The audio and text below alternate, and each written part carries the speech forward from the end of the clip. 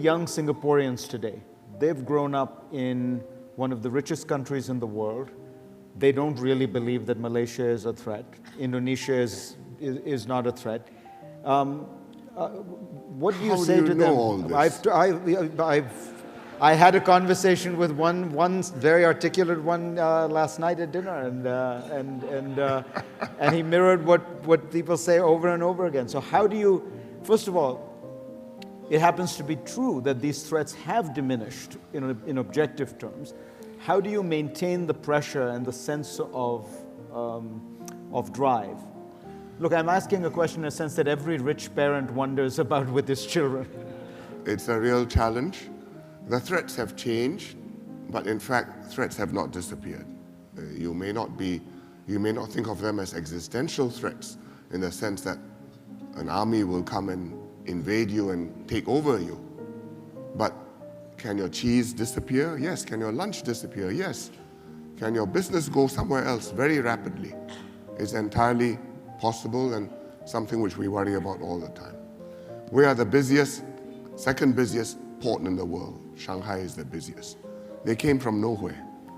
Why are we the second busiest port? Not because we generate the business, but because we are efficient and transshipment cargoes come to Singapore.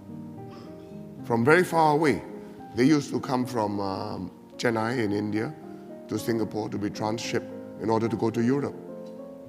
It makes no sense.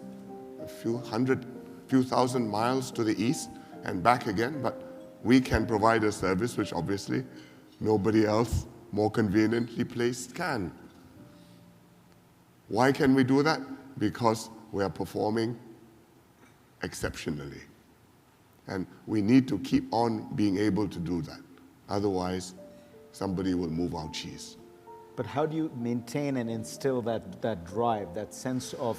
I think the young people are hungry. They want a better life. They want the careers to advance. They are very driven. What is not so much there is what is very difficult for us to convey, that in fact this place was vulnerable and remains vulnerable. And I give you one very telling small example. You talked about race and religion and those dangers. So we now have a Racial Harmony Day celebrated in our schools once a year on the day of, I think, in the middle of July. And I went around to visit a school one day, and we had put up an exhibition, and they had trained the kids to be docents.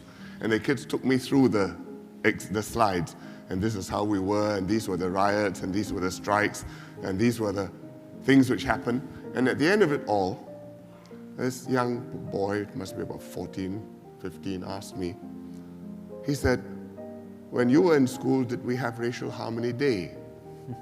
I said, "No, when I was in school on that day, one year, we had a riot. That's why you have Racial Harmony Day."